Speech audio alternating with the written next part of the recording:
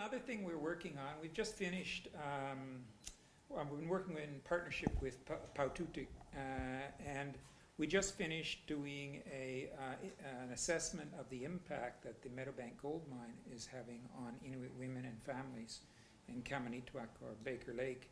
And I invited Jordan to come with us to look at and film what we were doing. And I guess I want to challenge the word sharing. I appreciate it in some ways, but I also want to suggest that what's really important as far as I'm concerned is the co-creation of knowledge. It's not just a matter of sharing knowledge, it's a matter of generating knowledge together. And that's what we tried to do in doing the social impact assessment of the impacts of the mine on women and families.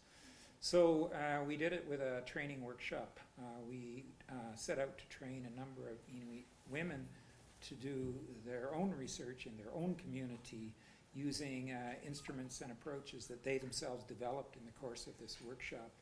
And Jordan and I filmed much of the workshop, and we also shot a lot of B-roll at the Meadowbank mine and around town, and we're now thinking about producing another film which looks at sort of how to do it.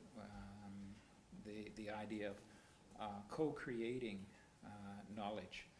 And I use the word co-creation because people like me who are incredibly privileged have access to archives in Ottawa and Yellowknife and church archives and can travel around and duplicate pictures and documents. And in fact, I have the largest outside of the archives collection of documents dealing with Inuit social history in the world, about 11,000 documents dealing with what happened between 1880 roughly and well into the 1990s, which is incredibly useful. It's definitely the Kablunat perspective on things and what was going on, but it's still really important if you want to get in touch with just how colonial this history was.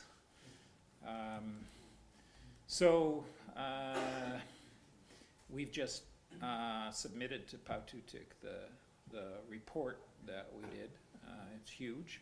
The impacts, what we found out, pretty interesting, and I got to be honest and say pretty devastating. The idea that resource development is currently being done in ways which are really beneficial, especially in the case of women and families and children, is something I think we really need to question. And I've also done some research on the Nanocivic mine that was started in 1978, closed in 2002, and I can tell you from the research I did with my graduate students that the legacy, if you like, of that mine, which closed in 2002, which is not, part of the modern age, so to speak, when presumably we're enlightened, et cetera, et cetera. The legacy to the Inuit in Arctic Bay is exactly this, zero. The infrastructure was either sold or bulldozed, and once the mine closed, that was it in terms of jobs and employment.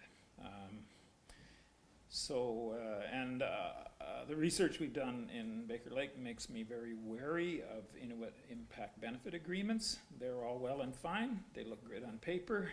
Sometimes despite the limited clauses in the Nunavut Land Claim Agreement, which I think are really deficient in terms of what should be included in these things. No mention of women, for example, or children, just kind of left very general.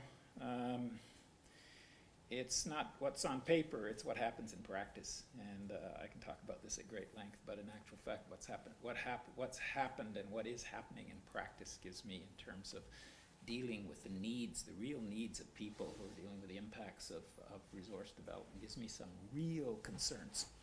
So maybe Jordan could talk a little bit too about experience, what he saw when we were doing the workshop, and his experience being kind of on the outside behind a camera, filming what we were doing for over a week when we were working with my graduate students and women in that community at workshop.